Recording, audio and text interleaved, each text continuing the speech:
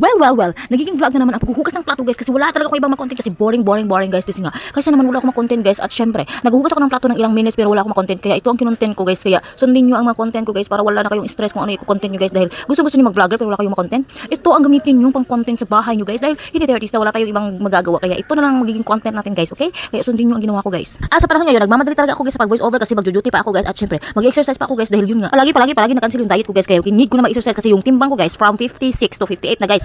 Pero noon, yung timbang ko guys is 61 at syempre nung nag-exercise ako guys nagiging 56 siya tapos ngayon nag-cancel yung mga diet at exercise guys nagiging 58 na naman so kailangan ko nang mag-exercise kaya nagmamadali na ako guys dahil yun nga nagmamadali ako naghugas ng plato dahil mag-exercise pa ako guys at syempre need ko na talaga mag-exercise kasi may tao na sinasabi niya sa akin buntis daw ako pero hindi naman talaga ako buntis yung chan ko guys kaya need na ako mag-exercise guys kaya hindi kami kilala sinasabihan niya ako na buntis daw ako ano bang yeah. In short sa next goal na upload ko guys ay yung mga exercise ko na guys kaya abangan nyo ang mga next upload ko na video dahil mag-exercise na talaga ako guys with proof pa yan dahil i-video ko talaga dahil i-vlog ko talaga guys lahat ng mga ginagawa ko sa buhay ko guys.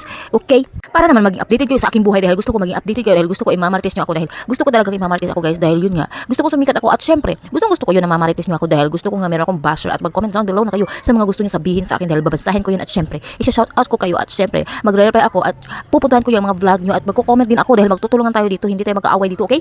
Sa mga walang idea kung ano yung i-vlog nyo, yung paghugas ng plato at paglalaba at mga gawaing bahay ay i-vlog nyo. Okay lang yun para hindi kayo makaparate kasi nga, importante sa vlog na to ay original content talaga para meron kang new vlog. I mean, meron kang original content para yung mga earnings mo ay walang issue. Kaya kailangan ay masipag ka mag-upload sa video at sa Facebook dahil yung Facebook talaga ay kailangan masipag mag-upload ng video. Hindi pa minsan mag-upload kasi yung earnings mo ay mag-stop talaga yan or yung views mo ay bababa yung views mo guys. Kaya intindihin nyo na sinasabi ko guys, okay? Maraming vloggers na sinasabi nila na kapag gusto mo ng earnings ay dapat masipag ka talaga at syempre hindi talaga magiging madali ang ginagawa nila kaya ayun kailangan mong magtiis-tiis guys kaya ako ngayon nagtitiis-tiis ako guys kahit na maliit lang yung views ko okay gusto ko i-try na makasahod ako sa Facebook para gusto kong i-share sa inyong lahat kaya soon i-share ko talaga sa inyo guys kapag mangyari yun soon thank you so much for watching.